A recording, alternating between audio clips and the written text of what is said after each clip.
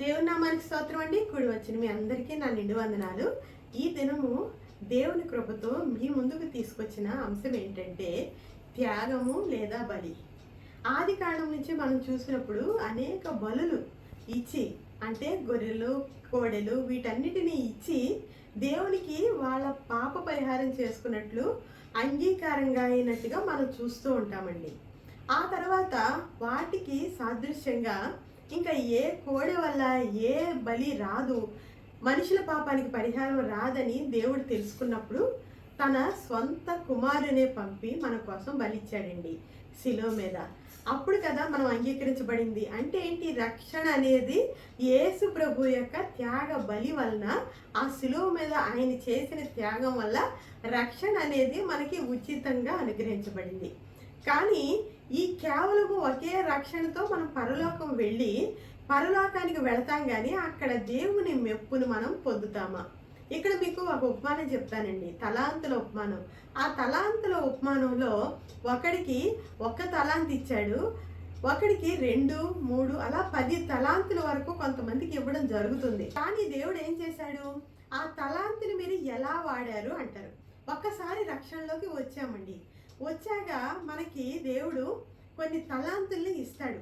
అది మనం దేవుని దగ్గరికి చేరే వరకు ఆ తలాంతులు మనం ఎలా వాడుతున్నామో అనే దాన్ని బట్టే పరలోకములో మనకి మహిమ ఉందా, ఘనత ఉందా లేదా అనేది డిసైడ్ అవుతుంది. అందుకని నేను చెప్తుంది ఏంటంటే, ఒక్కసారి మనం ఎప్పుడోనా రక్షణ పొందాము. కొంతమంది కొన్ని సంవత్సరాల క్రితం రక్షణ పొందారు, కొంతమంది కొన్ని నెలల క్రితం రక్షణ పొందుంటారు.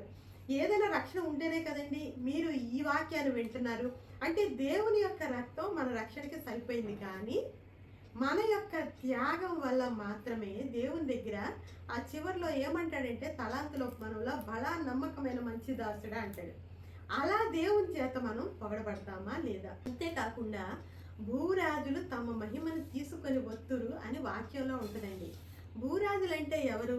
రాజాదిరాజు యేసు ప్రభు. పరలోకంలో ఏలేది కూడా ఆయనే.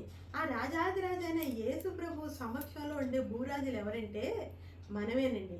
రాజులైన యాజక సమూహంగా మన గురించి దైవ గ్రంథంలో చెప్పబడింది.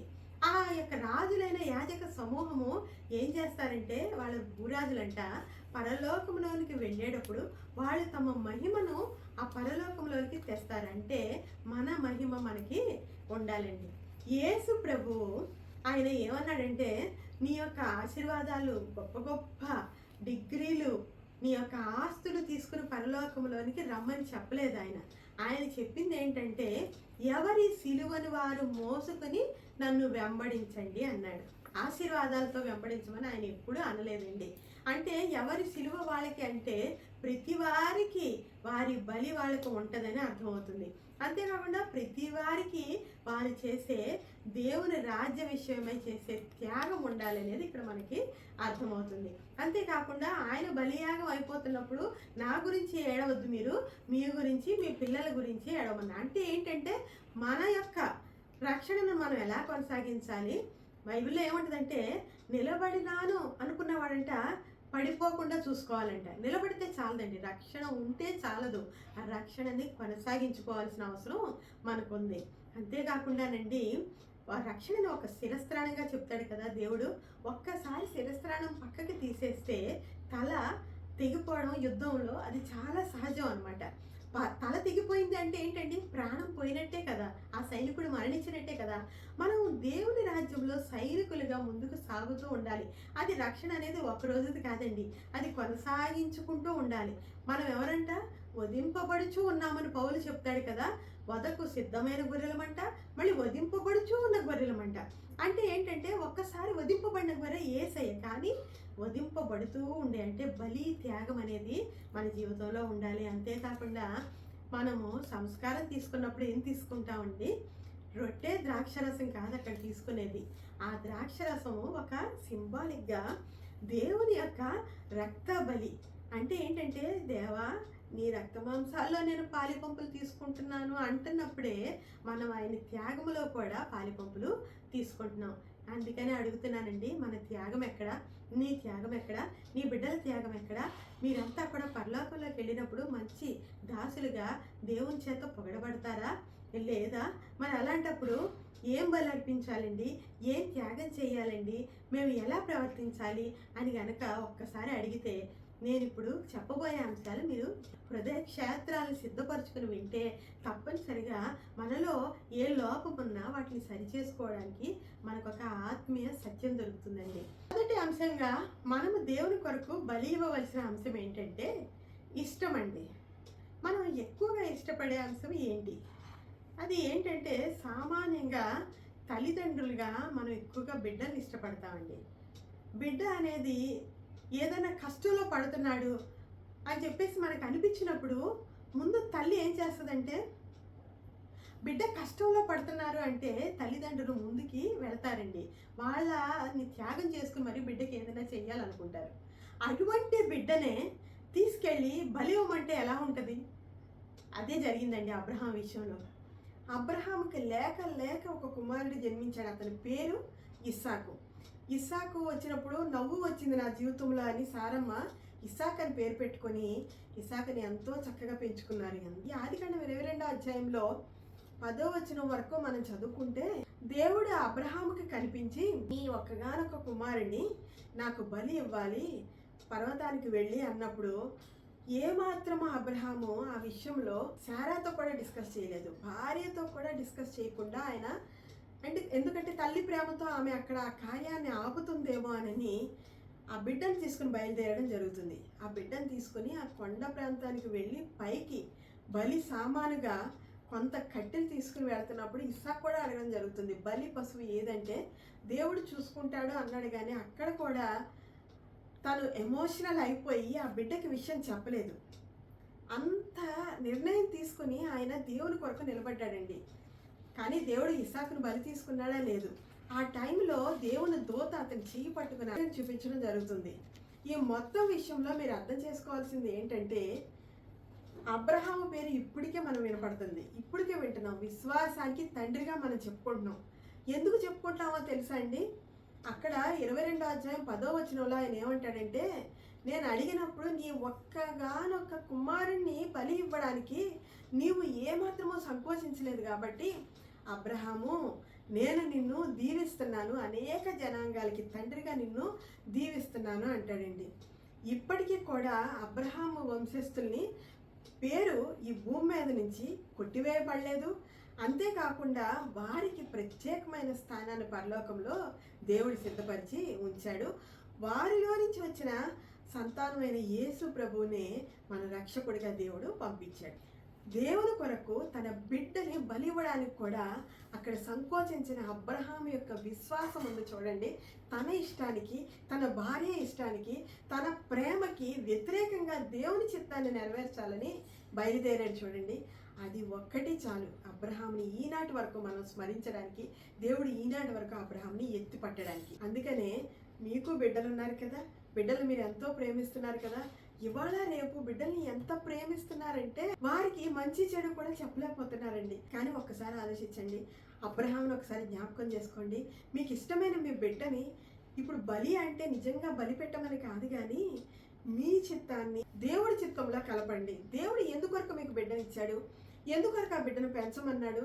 మనం కేర్ టేకర్స్గా పెంచవలసిన వాళ్ళమయ్యే ఉన్నాం, కానీ మనమే అంతా డిసైడ్ చేసి నా బిడ్డ నా ఇష్టం అనడానికి లేదండి. యెహోవా ఇచ్చు బహుమానము దానము మన బిడ్డలు. ఆయన ఇచ్చిన బిడ్డల్ని ఆయన కొరకే పెంచాలండి. మనము చరిత్రలో చూస్తే సూసన్నా వెస్లీ అనే ఆమె గురించి మనకు అందరికీ తెలిసిన విషయమే. ఆమె గొప్ప దైవజనుని ఇద్దరిని ఈ భూమి మీద మనకి ఇవ్వడం జరుగుతుంది.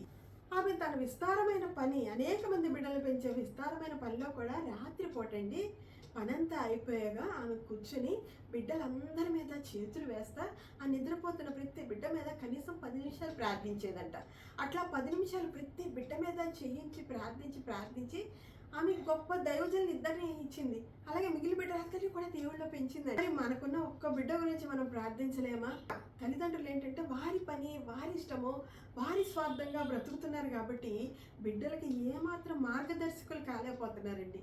నీ జీవితాన్ని నువ్వు దేవుడికి అర్పించుకుని సమర్పించుకుని ఆయన చిత్తాను ప్రకారం మీరున్నప్పుడు మీ బిడ్డలను కూడా దేవుళ్ళో, కుటుంబ ప్రార్థనలో, ఆరాధనలో, దేవుని యొక్క మాటలో, వాక్కులో పెంచినప్పుడు మీ ఇష్టం అంతా కూడా దేవునికి సమర్పించినప్పుడు, అంటే మీ ఇష్టం అంటే మీ బిడ్డలేనండి, దేవుడికి సమర్పించినప్పుడు మీరు ఒక కుటుంబంగా ఎంతో దేవుని మహిమ కొరకు వాడబడతారు. రెండో అంశంగా చూస్తే సమయం అండి. సమయం అంటే ఏమి లేదు, ఒక మనిషి యొక్క పుట్టుక నుంచి మరణం వరకే కదా మనం చెప్తాము. ఈ టైం నుంచి ఈ టైం వరకు జీవించాడు అని చెప్తాం. అంటే అతనికి ఇవ్వబడిన సమయం అది. యేసు ప్రభు ఎన్ని సంవత్సరాలు బ్రతికారు? 33 సంవత్సరాలు బ్రతికారు. 30 సంవత్సరాల నుంచి ఆయన సర్వీస్ చేయడం స్టార్ట్ చేశారు. 33 సంవత్సరాలు అంటే 3 సంవత్సరాలే ఆయన చేసింది. కానీ ఆ 3 సంవత్సరాలు ఆయన పరిచర్య, ఆయన వాడబడిన విధానము, ఆయన బలైన విధానం వల్ల ఇప్పటికీ యేసు ప్రభువును మనం దేవుడిగా ఎంతో మహిమపరుస్తున్నాం.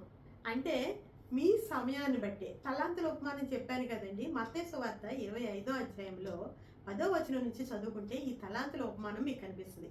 ఇందులో ఒక తలాంతు ఇచ్చిన అతన్ని 10 తలాంతులు తెచ్చావని అడగలేదుగా దేవుడు. ఆ ఒక్క తలాంతు గురించే అడిగాడు. అలాగే 2, 3 వాళ్ళంతా కూడా డబల్ చేశారు. ప్రతి తలాంతును వాళ్ళు డబల్ చేశారు. కానీ ఒక తలాంతు ఉన్నవాడు ఏం చేశాడు? పాతి పెట్టేసి ఆ సమయం అంతా వృధా చేశాడు అనమాట. సమయం అంటే మన జీవితము, మన ఆయుష్యే అనుకుందామండి. ఇందులో ఈ తలాంతును మనం ఏం చేస్తున్నాం, మనం ఎలా వాడుతున్నాం, దానికే లెక్క అడుగుతాడండి దేవుడు. నీకు ఇచ్చిన ఆ సమయంలో నువ్వు ఎక్కువ దేవుడి కోసం వాడుకుంటున్నావా ఆ సమయాన్ని? సమయం అనేది చాలా ఇష్టం కదా మనకి. టైమ్ ఈజ్ మనీ అంటారు. అంటే మనీ కంటే కూడా గ్రేట్గా, అంటే మనకున్న సమయాన్ని దేనికి వాడదాం, మనకి ఇష్టమైన పనులకు వాడదాం అనుకుంటాం. ఇప్పుడు ఎక్కువగా సమయాన్ని దేనికి వాడుతున్నారంటే సెల్ ఫోన్కే ఎక్కువ వాడుతున్నారండి. చిన్న నుంచి పెద్ద వరకు కూడా అందరూ సెల్ ఫోన్కి వాడుతున్నారు. అంటే ఆ సెల్ ఫోన్ వాడకూడదని చెప్పట్లేదు. సెల్ ఫోన్లో కూడా దేవుని వాక్యాలు, దేవుని విషయాలు అనేకం ఉన్నాయి, దానికి కూడా వాడుకోవచ్చు. కానీ మన ఇష్టానికి వాడుతున్నామా ఎక్కువ సమయం, ఏ దానికి వాడుతున్నాం అనేది కూడా మనకి దేవుడి దగ్గర లెక్క ఉంటుంది. ఆ లెక్కలో కానీ మనం తప్పిపోయాం అనుకోండి, దేవుడు ఏం చేశాడు, ఒక రాజుతో అన్నాడండి డైరెక్ట్గా. ఆ బెల్షస్సర్ అనే రాజు యొక్క గోడ మీద దేవుడు రాశాడు, చేవు రాలుతో అగ్నిలాగా రాశాడు. ఏమని రాశాడు? మినే టికల్ ఉఫార్సిన్ అని రాశాడు. అంటే ఏంటంటే మీ సమయాన్ని నేను లెక్క చూశాను, నీకు ఇచ్చిన సమయం అయిపోయింది. ఎందుకంటే ఆ లెక్క చూసినప్పుడు నువ్వు త్రాసులో తక్కువగా కనబడ్డావు కాబట్టి ఇక ముగిచ్చేస్తున్నాను అంటాడనమాట. ఆ రాత్రి చనిపోవడం జరుగుతుంది. అంటే మనకిచ్చిన సమయంలో దేవుడు లెక్క చూసినప్పుడు ఆ తూనికలో మనం ఎక్కడ ఉన్నాం, దీన్ని బట్టి మీకు అర్థమైపోద్ది. ఒక రోజుని మీరు ఎలా విభజించుకోవాలి, సమయాన్ని దేవుడికి ఎలా ఇవ్వాలి. సమయం ఎవ్వరికీ లేదండి, నిజంగా చెప్తున్నాను, ఎవ్వరికీ లేదు. ఇప్పుడు ఈ వాక్యాన్ని మీకోసం తీసుకురావాలన్నా ఎంతో సమయాన్ని పెడితేనే ఈ వాక్యం మీ వరకు తీసుకురాగలుగుతున్నాను. అలాగా నా సమయాన్ని నేను పెట్టాలి, మీ సమయాన్ని మీరు పెట్టాలి. అప్పుడే దేవుడికి ఇష్టమైన ఒక బలిని మనం ఇచ్చినట్లు. అంటే నీ సమయాన్ని నీ కొరకు, నీ సంతోషము, నీ యొక్క శరీరాశ, నేత్రాశ, జీవపుడంబ ఆలోచనల కొరకు కాకుండా దేవుని యొక్క పవిత్రత కొరకు, దేవుని యొక్క ఆలోచనల కొరకు వాడినప్పుడు అండి అది ఒక బలి. మూడో అంశంగా వస్తేనండి హోదా. నేను ఇంత గొప్పవాడిని, నేనెందుకు తగ్గించుకోవాలి, నేనెందుకు హీనపరచబడాలి అనేది ఉంటుంది. చాలామంది దేవుడిని నమ్ముకున్నామని చెప్పినా కూడా ఎవరు ఏమనుకుంటారో, ఎవరు చిత్కరిస్తారో, ఎవరు తక్కువగా చూస్తారో అనే ఇదితో గబుక్కున యేసు ప్రభు నమ్ముకున్నాం అన్న మాట కూడా బయటికి రావట్లేదండి. బైబిల్ వాక్యంలో ఏముందంటే ఎవరు నన్ను అంగీకరిస్తారో బహిరంగంగా వారినే నేను దృష్టిస్తాను, వారినే నేను పరలోకంలో ఒప్పుకుంటాను అంటున్నాడండి. అంటే మనం ఏం చేయాలి? బహిరంగ సాక్ష్యమై ఉండాలి. రహస్య క్రైస్తవ్యమే కాకుండా బహిరంగ సాక్ష్యం ఇవ్వాలి.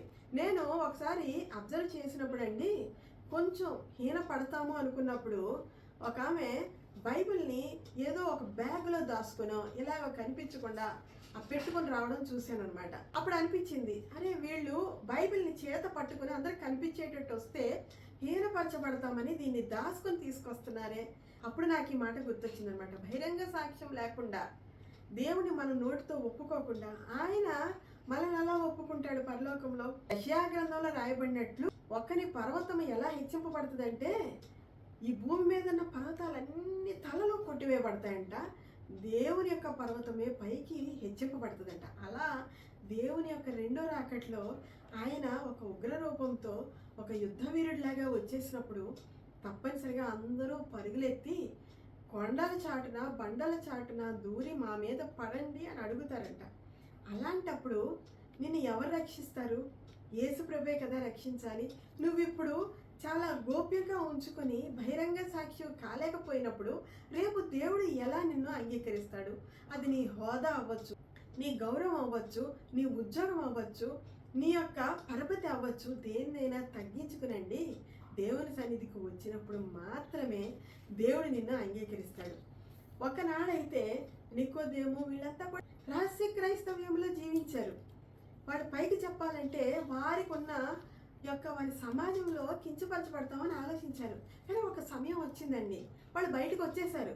వచ్చేసి యేసు ప్రభు శిష్యులు పారిపోయి దాక్కున్న సమయంలో ఆయన యొక్క ఆ మృతదేహాన్ని తెచ్చుకొని అరిమేత యోసేపు కానీ నికోదేము కానీ చక్కటి సంస్కారం చేసి ఒక మంచి సమాధిలో ఉంచడం జరుగుతుంది. కొన్ని సమయాల్లో అందరూ పారిపోయినా కూడా వాళ్ళు బయటకు వచ్చి చేశారండి. అంటే వాళ్ళ హోదాని అప్పుడు మరి హీనపరచబడలేదా? వాళ్ళు తగ్గించబడలేదా? చుట్టూ ఉన్న వాళ్ళంతా మీరు కూడా దేవుని శిష్యులు అయిపోయారా అనుకుంటా హీనపరిచి ఉంటారు. కానీ ఆ సమయంలో వాళ్ళు లెక్క చేయలేదు కదా, దేవుడి కోసం నిలబడ్డారు. అలాగేనండి, సమయం ఉన్నప్పుడు ఇందాక చెప్పాను కదండి, మనకున్నది మనం ఆయువు ఒక్కటే మన సమయం. ఆయువు ఉన్నప్పుడే దేవుని మహింపరచండి, దేవుడి కోసం వాడబడండి, దేవుడి కోసం బహిరంగ సాక్షులుగా నిలవబడండి. నీ విశ్వాసాన్ని చూచి అనేకులు నీ చెక్కు చెదరని విశ్వాసం, అది కూడా ఇంత వీళ్ళు నిలబడ్డారు, ఇంత స్టాండ్ తీసుకున్నారు అంటే అక్కడ ఏదో ఉండే ఉంటుంది. మనం ఎందుకు మన యొక్క ఈ బంధువులు కానీ, మన యొక్క పై అధికారి కానీ, లేదంటే మన యొక్క కలీగ్స్ కానీ ఇంత స్టాండ్ తీసుకున్నారంటే ఎవరో ఏదో అక్కడ ఏదో మహిమ ఉంటుందని వాళ్ళు కూడా దేవుని వైపు తిరిగే అవకాశం ఉంటుంది. ఏదో అవసరతలో వాళ్ళు మీ దగ్గరకు వచ్చి ప్రార్థన చేయించుకునే అవకాశం ఉంటుంది. అది ఎప్పుడు కూడా రండి, నీ హోదాను నువ్వు తగ్గించుకున్నప్పుడే. నేను ప్రతి చోట పనిచేసినప్పుడల్లా అందరికీ చెప్పానండి వాక్యం, అందరికీ సువార్త ప్రకటించారు. అది పై వాళ్ళైనా కింద వాళ్ళైనా. కొంతమంది విన్నారు, కొంతమంది వినలేదు. కానీ నా వంతు ప్రయాస నేను పడ్డాను. దేవుని దగ్గర నాకు ఏ మాత్రము హీనపరచుకొని, లేదంటే నేను ఒక గిల్టీగా ఒక పశ్చాత్తాపంతో నిలబడాల్సిన అవసరం లేదనే ఒక ఆలోచనతో, ఒక స్థిరత్వంతో నేనున్నాను. అదే స్థిరత్వాన్ని మీరు కూడా తెచ్చుకోండి.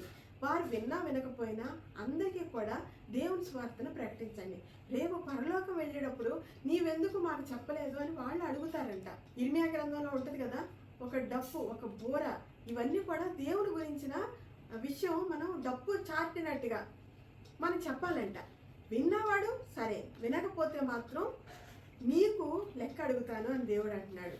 అందుకని వాళ్ళు విన్నారా వెళ్ళలేదా కాదు, విత్తనాలంటే వెదజల్లుతూ వెళ్ళిపోవాలంటండి. ఏ విత్తనం ఫలిస్తుందో, ఏ విత్తనం ఫలించదో అది నీకు అనవసరం.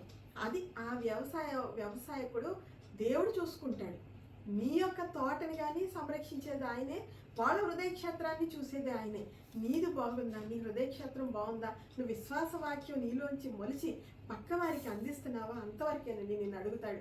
తప్పనిసరిగా మీ హోదాని తగ్గించుకుని దేవుణ్ణి గణపరచండి.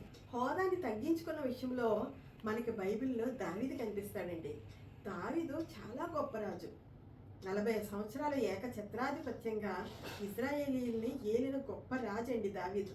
కానీ మీకు ఒక విషయం చెప్పనండి, దేవుని మందసాన్ని పురంలోనికి తెచ్చేటప్పుడు మాత్రం సంతోషం పట్టలేక గెంతులు వేస్తూ ఆడాడు. ఎట్లా గెంతులు వేస్తూ ఎంత లీనమైపోయి ఆడాడంటే కూడా ఆయన ఒక హోదా వస్త్రం ఉంటుంది, రాజవస్త్రం పడిపోయి ఉంటుంది. దాన్ని గమనించిన మీకాల్ అనే ఆయన భార్య హీనపరుస్తుంది అనమాట. 2 సమూయేలు గ్రంథం 6వ అధ్యాయం 16వ వచనంలో చూస్తే, యెహోవా మందసము దావీదు పురమునకు రాగా సౌలు కుమార్తెయగు మీకాలు కిటికీలో నుండి చూచి యెహోవా సన్నిధిని గంతులు వేయుచు నాట్యం ఆడుచు ఉన్న దావీదును కనుగొని తన మనస్సులో అతనిని హీనపరిచెను. చూసారా, సొంత భార్య ఎంతో హీనపరిచిందండి. ఆమె ఆయన్ని ఎంత హీనపరిచిందంటే, నా పనికత్తెల ముందు నాకు అవమానం జరిగింది, నీవు ఆ విధంగా ఆడడం ఏంటి అని అడిగినప్పుడు దావీదు ఇచ్చిన సమాధానం ఉందే మనందరికీ చాలా గొప్ప ఉదాహరణగా పనికొస్తుందండి.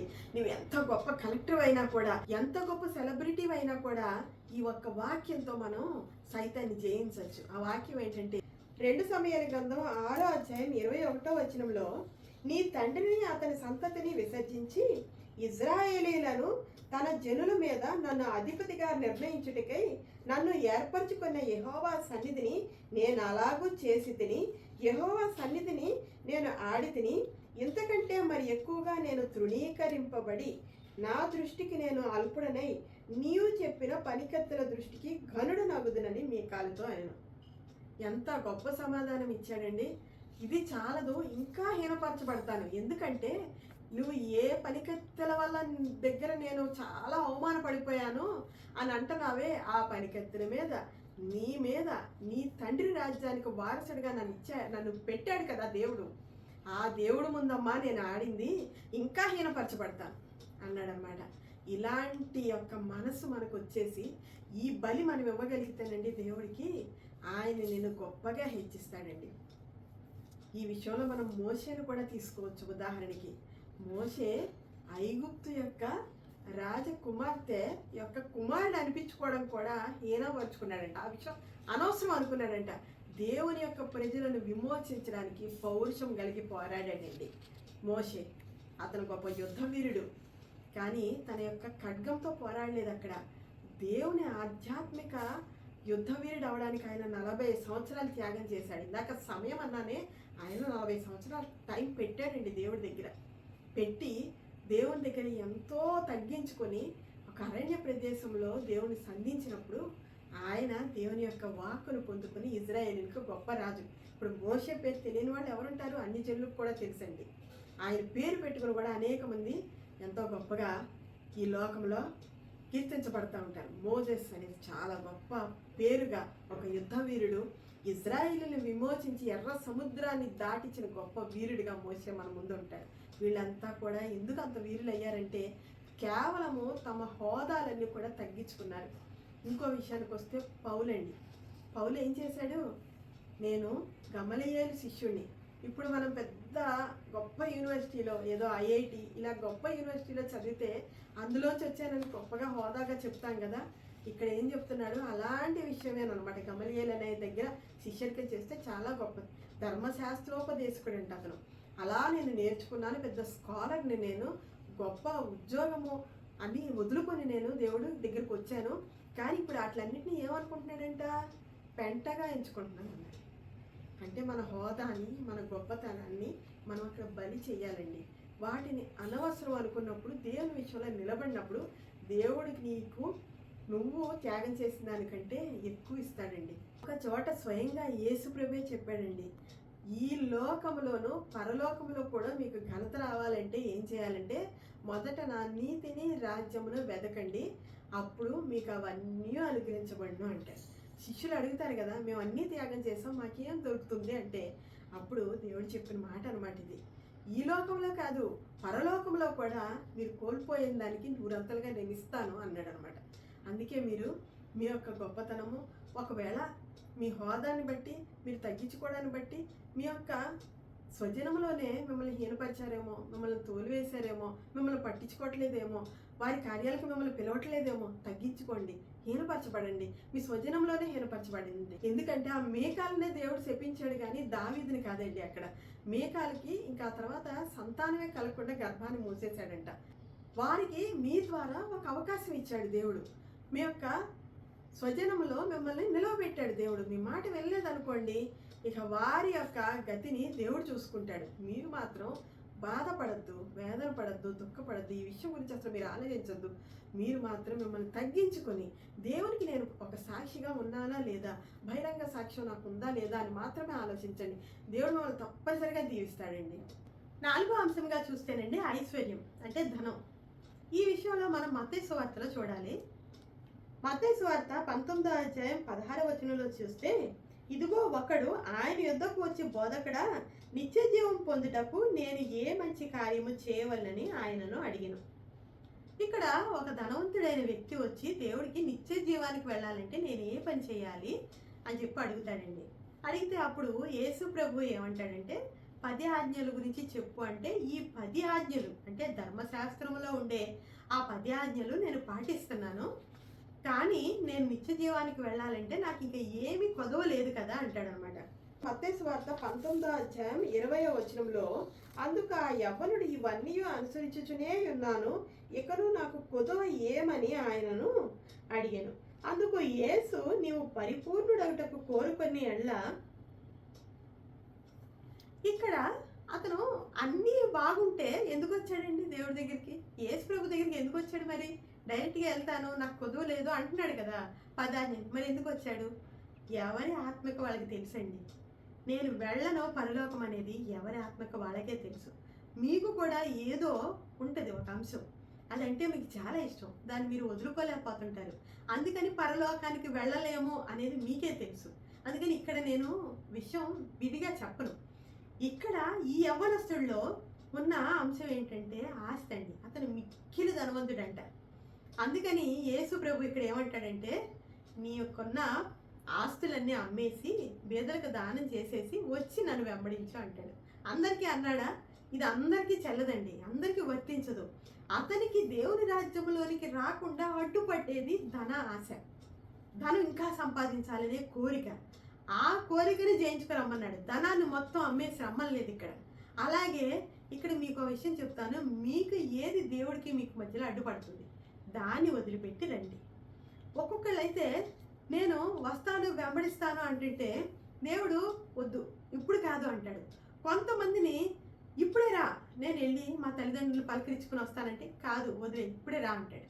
అంటే ఏంటంటే అది పర్సనల్గా ఎవరికి ఏది ఇష్టమో, ఏది దేవుడి రాజ్యానికి వెళ్లకుండా ఆటంకపరుస్తుంది, అది నీ శరీరాశ అవ్వచ్చు, నేత్రాశ అవ్వచ్చు, జీవపు డంబం అవ్వచ్చు, ధనాశ అవ్వచ్చు, అది మీరే ఆలోచించుకోండి.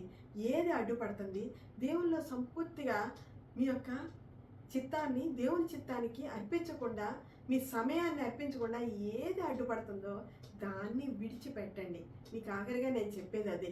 దాన్ని విడిచిపెట్టి దేవుని మీరు మహిమపరిస్తే తప్పనిసరిగా పరలోకంలో గొప్ప ధనవంతులుగా, సాత్వికులు ధన్యులు, వారు భూలోకాన్ని స్వతంత్రించుకుందరంటే ఏంటండి? ఈ భూలోకన్నా మనం ఎంత సాత్వికంగా ఉంటే అన్ని స్థలాలు ఈ భూలోకంలో వస్తాయా? కాదండి. క్రొత్త భూమి, క్రొత్త ఆకాశం అనేది ఉంది, క్రొత్త జీవితం ఒకటి ఉంది, 1000 ఏళ్ల పరిపాలన ఒకటి ఉంది. అందులో మనకి గొప్ప గొప్ప ఆస్తి పరులుగా, ఆస్తి కర్తలుగా మనల్ని చెయ్యాలి అంటే నేను ప్రతిరోజు ఇలా ఆలోచించుకుంటాను అన్నమాట. ఈ దినం దేవునికి నేను ఏం చేశాను, ఈ దినం దేవుళ్ళ ఎంత సమయం గడిపాను, ఏ రోజుకి ఆ రోజే మీరు ఆలోచించుకోండి.